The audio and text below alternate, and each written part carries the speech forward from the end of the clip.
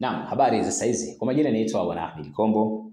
Nina furaha kubwa sana kwa kuwa mbele yenu, na nitumie fursa hii kumshukuru Mwenyezi Mungu mwingi wa rehema ambaye ameweza kuniwezesha mimi na wewe kwa salama. Mwenyezi Mungu endelee kutulinda, atuongoze katika njia iliyonyooka, na mwisho wa siku tujalie maisha marefu yenye mafanikio hapa duniani na kesho akhera, na tujalie mwisho uliokuwa mwema, kwa sababu ndio dua pekee ya kuiomba. Duniani tutatafuta, tutavijaza, lakini kama huna mwisho mwema ni hasara kubwa sana. Ujiulize, waliotangulia miaka 200 wamerudi duniani? Jibu, hawajarudi duniani. Kwa imani bado itasimama pale pale. Kwa kila mtu kwa imani yake amwamini Mungu wake, hicho ndio kikubwa. Nitumie tena nafasi hii tena kumshukuru sana Mwenyezi Mungu kwa kutupa afya njema sisi, lakini kwa kumpa afya njema rais wetu wa Jamhuri ya Muungano wa Tanzania. Lakini nitumie fursa hii pia kuombea ndugu zetu waliokuwa hospitalini na waliotangulia mbele ya haki. Na mimi muombe mama yangu na baba yangu wametangulia mbele ya haki. Muombe na wao pia waweze kuwa na makao mema huko walikokwenda. Mwenyezi Mungu awarehemu, awasamehe dhambi zao walizotenda duniani kwa dhahiri za makusudi na za bahati mbaya, awasamehe kwa sababu ni binadamu. Mimi na wewe tunakosea pia, tumuombe Mwenyezi Mungu atusamehe kabla ya mauti wetu. Tuwe kati ya watu waja wema. Lazima tukumbushane mema jamani, tunapoanza kwenye mada zetu, kwa sababu lazima tunajua utukufu wa Mungu. Mungu ndio kila kitu. Wewe ukisema Mungu hana nafasi unakosea. Mungu ndio kila kitu katika maisha yetu. Tunatembea, tunapumua, tunapata afya, ni rehema ya Mwenyezi Mungu. Nina haki ya kumsifu, kumtaja, kumpongeza, kumshukuru kwa kila njia. Niseme tu kwa imani yangu nasema alhamdulillah Mwenyezi Mungu kwa neema kubwa ambayo ameweza kunipa. Ndugu zanguni, mimi naendelea kuzungumza leo kuhusiana na daraja la Kigogo Busisi, daraja lenye usawa wa kilomita 3, daraja lenye mafanikio makubwa kabisa katika taifa letu, ambapo tunaona ni namna gani rais wetu wa Jamhuri ya Muungano wa Tanzania Daktari Samia Suluhu Hassan alipoplay party kwa ukubwa wake zaidi. Napozungumza ameplay party kwa ukubwa wake ni kwa sababu zifuatazo. Tunakumbuka marehemu Dr. John Pombe Magufuli ndiye muasisi wa daraja hili, na alikwenda kwa asilimia 20, kwenye asilimia 20 na ushare, asilimia 20 na ushare na kadhaa hapa katikati, ambapo aliweza kutekeleza kwa asilimia 20. Na Rais Samia baada ya kufariki, Rais Samia alikuwa na mzigo mkubwa sana baada ya kutoka Dr. John Pombe Magufuli. Rais Samia alikuwa na mzigo mkubwa sana ambao leo hii hata ungekuwa wewe unanitizama usifikiri kama ni kazi rahisi. Tunaona wangapi ambao wameachiwa mali za urithi ya ndugu zao wameshindwa kuzimalizia, na sio kama fedha zikuepo, fedha zilikuepo wengine. Na wangapi wameachiwa mali za wazee wao zimewashinda. Mimi na ushahidi mmoja, kuna nyumba moja sehemu ilikuwa mali ya ndugu, baina ya ndugu na ndugu, lakini leo watu wanagombania ile mali, naona hatujui kuna watoto au hakuna watoto, na maana mtu aliyoachiwa ameshindwa kutekeleza kukimaliza kile kitu. Kwa hiyo swala la mtu kumalizia mradi aliyouacha mwenzake, msifikiri kama ni kitu cha kawaida. Ni kitu kigumu sana, na ni kitu ambacho ni kigumu sana kwa sababu kila mtu ana vyanzo vyake. Kila mtu ana njia zake za kupata fedha. Kila mtu ana mbinu zake za kupata fedha. Dr. John Pombe Magufuli alikuwa na mbinu zake za kupata fedha. Daktari Samia Suluhu Hassan ana mbinu zake za kupata fedha. Anapataje fedha yote hii ili kumalizia hii miradi? Siweki quotation daraja limetumia kiasi gani, siweki quotation. Mkitaka quotation hizo mtaenda kuzitafuta wenyewe. Ila mimi nataka kuonyesha ni namna gani Rais Samia alivyojali miradi ya Daktari John Pombe Magufuli. Hakuitelekeza, hakuna hata mradi mmoja uliotelekezwa katika miradi yote, na asilimia kubwa ameifanya rais wa Jamhuri ya Muungano wa Tanzania wa sasa ambaye ni Daktari Samia Suluhu Hassan. Ndio ameplay nafasi kubwa zaidi kuliko mwanzilishi mwenyewe. Mwanzilishi alikuwa na plani, Mungu akawa na plani zaidi. Baada ya kuacha, nini kitatokea? Watu wengi walijiuliza, huyu mama ataweza kumalizia miradi ya Dr. John Pombe Magufuli kweli aliyoanzisha? Miradi ya kimkakati. Ataweza kuimalizia kweli? Kuna SGR, mama atamalizia SGR kweli? Watu wakasema, kuna mwendo kasi, mama atamalizia mwendo kasi kweli? Watu wakasema, kuna bwawa la Mwalimu Nyerere, mama atamalizia kweli? Wakasema, jamani, kuna daraja la Kigogo Busisi, kweli mama atamalizia? Watu walizungumza maneno mengi sana kuhusu rais wetu wa Jamhuri ya Muungano wa Tanzania. Lakini nini kilichokuja kutokea? Tukija hapa leo, hoja yangu kubwa ni daraja la Kigogo Busisi. Ili muelewe, Chama cha Mapinduzi ni chama ambacho kimejipanga kuchukua dola. Ni chama ambacho hakitaki kuachia dola kizembe. Ni chama ambacho kinafahamu nini tunafanya. Ni chama ambacho kinajua kwamba kina dhamana ya Watanzania kuliko vyama vingine vyovyote. Mimi nasemaga vyama vingine hivi ni wasindikizaji tu. Ni wasindikizaji. Kama Zitto Kabwe nafikiri chama chake kina ndoto ya kumtoa rais. Hakina ndoto hiyo, angalau kidogo kimetoa bunge. Chadema haina hata ndoto, Chadema Lissu hakina hata ndoto ya kumtoa hata diwani, hata mwenyekiti. Kiliko hakina hata hiyo ndoto. Wanasema wamekatwa. Walifanya makusudi ya kujiandaa. Changamoto ya Chadema, bla bla ni nyingi. Chadema shidao, bla bla ni nyingi, sanaa ni nyingi, usanii ni mwingi. Changamoto ya Chadema, usanii ni mwingi. Eti wanakuja no reform no election. Nini maana ya no reform no election? Maana yake kwamba hawataki demokrasia. Haya, tunashukuru Chama cha Mapinduzi wameleta jambo jema. Oktoba tunatiki. Tunatiki kwa sababu ya maendeleo. Oktoba tutatiki kwa sababu tunahitaji maendeleo. Oktoba tutatiki kwa sababu tunahitaji amani kwenye taifa letu. Oktoba tutatiki kwa sababu tunalipenda taifa letu. Oktoba tunatiki kwa sababu tunampenda rais wetu.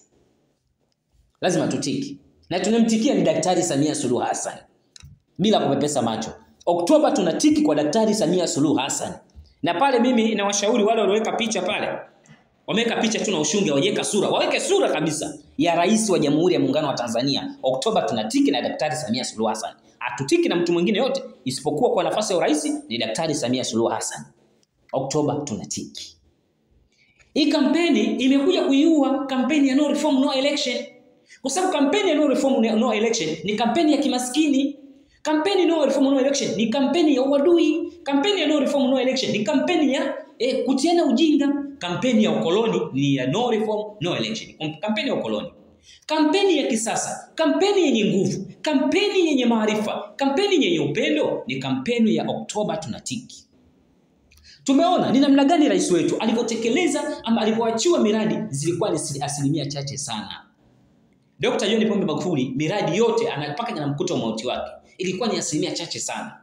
Msifikiri kama ni kazi ndogo. Rais anakuja kusimamia miradi hii mpaka inakamilika. Nimetoa mfano hapa. Kuna baadhi ya watu wameachiwa urithi. Watu walikuwa wanajenga nyumba katika familia zao wakafa. Baada ya kufa, zile nyumba mpaka leo zimebaki magofu, wengine wameuza.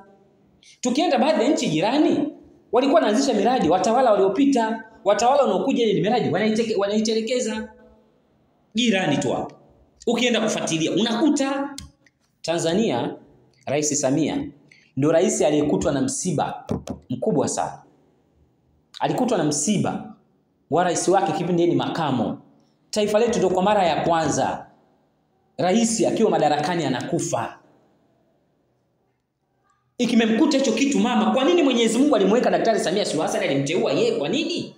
Alikuwa na maana kwamba Magufuli, timu ya Magufuli ikimchagua Rais Samia kwa sababu Mungu anafahamu yako zaidi, anajua unakufa lini, hata ule nitizama anajua unakufa lini. Baada ya kuona ile jambo akateuliwa Rais Samia. Mungu alishajua mpango wake ni upi hapa. Kama Magufuli ikifika muda fulani ataondoka Dr. John Pombe Magufuli. Nani mwenye ustahimilivu duniani? Mama anafiwa na mumewe, yani mwanaume, yani mwanamke anafiwa na mumewe. Anaachiwa familia na survive kama kawaida. Ina sababu na time nyingine unaweza ukasema kwamba hakuna pengo. Inategemea na mume alikuwaje. Shanifahamu? Unaweza kusema mwingine hakuna nini? Hakuna pengo. Amna mwingine atacheza, watu watacheza kidogo, yani mshtuko utawapata kidogo kwamba alikuwa na baba ameondoka sabaki mama. Sasa wengi walikuwa na wasiwasi mama ataweza kutoboa. Sasa mama amepiga zaidi ya mzee. Kwa maana amepiga zaidi ya mzee kivipi? Kwenye daraja la Kigogo Busisi. Mzee aliendesha karibia na 20% na ngapi sijui. Hazikufika 30%. Utekelezaji ama ujengaji wa daraja hili. Halikufika 30% no. Mama amekuja kupiga 80% na amekuja kupiga 80%. Pesa zimetoka wapi? Mama wa watu kaangaika usiku na mchana. Amelaumiwa na baadhi ya watu wanachama wa Chama cha Mapinduzi. Wengine kuepo speaker yule Ndugai walianza kumlaumu mama kwani anakopa. Mmesahau miradi aliyoachiwa. Hii miradi aliyoachiwa mmesahau anatoa wapi pesa? Lazima hangaike hakikisha hii pesa anatoa inapatikana. Ikiachwa hii miradi hasara si kwa peke yake tu, ni hasara kwa Tanzania wote. Ndio maana leo tunaona Kigogo Busisi imefanya kazi vizuri, watu wanakwenda kuvuka daraja ambalo kwa Afrika Mashariki hakuna. Ndio daraja la kwanza kwa Afrika Mashariki. Niwaambie tu ukweli. Kwa hiyo hawa unaokuja na kitu chao kwamba no reform no election, tumewapiga za uso. Maana ya Oktoba tunatekeleza ni haya anayoyafanya Rais Samia atakayoyafanya kwenye uzinduzi wa daraja la Kigogo Busisi. Maana ya Oktoba tunatekeleza ni kuzindua, kwamba tukishatekeleza Oktoba kazi yetu ni kuzindua miradi, kazi yetu ni kuweka miradi mipya ya kimkakati. No reform no election ni uchafu uliokithiri, uchafu mbaya kabisa.